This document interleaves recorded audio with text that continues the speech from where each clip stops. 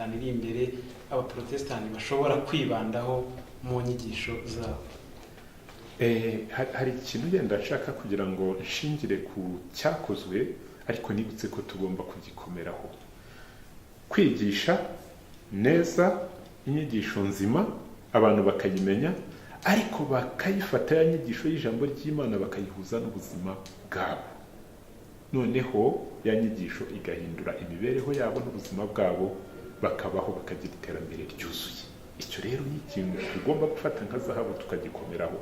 Ntabwo ijambo ry'Imana ari ibintu by'amagambo gusa byo mu kirere bidasobanutse, by'amayobera, cyangwa se yenda bidafite aho bihurira n'ubuzima bwacu. Oya, ijambo ry'Imana ryinjira mu buzima bwacu rigahindura imibereho yacu. Gufata rero ijambo ry'Imana tukarihuza n'imibereho yacu ya buri munsi, kandi rigahindura iyo mibereho yacu ikaba myiza, tugahesha Imana icyubahiro, tukanezerwa nayo tukayinezeza. Ibyo n'umwihariko tuzabikomeraho rero no mu ntumbero y'ibihe biri imbere, kuko ari byo bizaduha kugira ngo abantu bahinduke, ubuzima bwabo buhinduke, ubugingo bwabo buhinduke, imibereho yabo ihinduke, hanyuma babeho neza. Kandi iyo abantu bariho neza baba bari kumwe n'Imana.